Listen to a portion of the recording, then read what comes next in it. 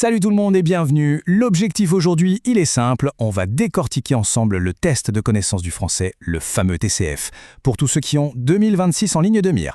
Allez, on va mettre tout ça au clair, tranquillement, étape par étape. Alors, 2026 en vue et le TCF qui ressemble à une montagne, honnêtement, c'est normal de se sentir un peu perdu. Mais pas de panique, c'est justement pour ça qu'on est là. On va voir ça comme une sorte de boussole pour s'y retrouver. Alors on y va ? Ok, on commence par le commencement. La toute première chose à faire, et c'est vraiment la plus importante, c'est de choisir le bon test. Parce que tout, absolument tout, dépend de votre projet. Et là, attention, c'est le point crucial.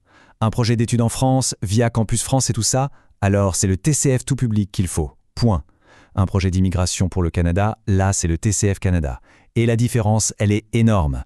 Pour le Canada, les 4 épreuves sont obligatoires. On ne peut pas en choisir certaines et pas d'autres. Ce n'est pas juste un détail, ça change vraiment tout. Faut pas se tromper là-dessus. Bon, une fois qu'on a choisi le bon test, la prochaine étape, c'est de regarder ce qu'il y a dedans, concrètement. De démystifier un peu la bête. Parce que, soyons honnêtes, moins on a de surprises le jour J, eh bien, moins on stresse.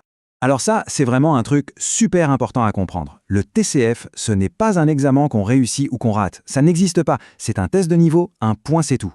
Le but, c'est pas d'avoir la moyenne, non. C'est d'avoir une photo, un instantané de son niveau de français à un moment précis sur l'échelle européenne officielle. Et concrètement, comment ça se passe ? Surtout la version sur ordinateur qui est la plus courante aujourd'hui. D'abord, on a des questions à choix multiples, du QCM, assez classique pour la compréhension. Ensuite, on passe à l'oral. Là, c'est un entretien de 12 minutes en face d'un examinateur pour voir comment se débrouiller pour discuter. Et pour finir, la partie écrite. 3 petits textes à taper directement sur le clavier. Voilà, c'est très structuré. Allez, on passe aux choses sérieuses, la logistique. Le prix, les dates, la durée de validité du test. C'est souvent ces petits détails qui peuvent tout changer dans une préparation. Bon, parlons argent. Combien ça coûte ? Pour 2026, voilà à peu près à quoi il faut s'attendre. Le TCF tout public, on est entre 170 et 210 €. Et là, on voit tout de suite que le TCF Canada, oula, il est bien plus cher. Pourquoi ? C'est simple, comme il y a des épreuves d'expression à corriger, ça implique plus de monde, des frais internationaux, bref, c'est plus lourd. Donc c'est un vrai facteur à prendre en compte dans son budget. Alors là, attention, point super important, le timing. Le calendrier est souvent beaucoup plus serré qu'on ne l'imagine. Regardez cet exemple. Pour une rentrée en septembre 2026, il fallait déjà avoir passé le test avant la mi-février. C'est fou, non ? Si on attend le printemps, c'est trop tard, c'est fini. La clé, mais vraiment la clé, c'est d'anticiper. Ok, on a le certificat, super. Mais il est valable combien de temps ? La réponse est hyper simple, 2 ans. Pas un jour de plus. Un test passé en mai 2026 expirera en mai 2028. Et ça, c'est crucial de l'avoir en tête pour bien planifier la suite de son projet.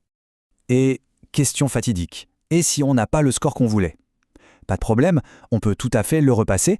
La seule règle d'or, mais alors là, elle est non négociable, c'est qu'il faut attendre 30 jours, un mois, pile, entre 2 tentatives pour le même test. Bon, on a vu pas mal de choses. C'est le moment de tout résumer. On va se faire une petite checklist finale, histoire d'être sûr de ne rien oublier pour l'objectif 2026. Allez, on récapitule. D'abord, le type de test. Tout public pour les études, Canada pour l'immigration. C'est la DAS. Ensuite, la validité. 24 mois. On n'oublie pas. Pour le repasser, il faut attendre 30 jours. Le format, vraiment, prenez la version sur ordinateur. Les résultats arrivent beaucoup plus vite. L'objectif, c'est de viser le niveau B2. C'est un peu le sésame pour la plupart des projets. Pourquoi B2 ? Parce qu'avec ce niveau, on considère que vous êtes autonome, bref, que vous êtes opérationnel en français. Et pour s'inscrire, rien de sorcier. Une pièce d'identité, une photo et de quoi payer. Et voilà, c'est tout. Et on termine avec le conseil super pratique. Sérieusement, la version sur ordinateur, c'est juste un gain de temps énorme. Avoir ces résultats officiels en moins de 15 jours, quand on sait que les dossiers ont des dates limites hyper strictes, c'est un avantage de dingue. Donc voilà, la vraie question, ce n'est plus de savoir s'il faut se préparer, mais plutôt comment s'organiser intelligemment pour mettre toutes les chances de son côté.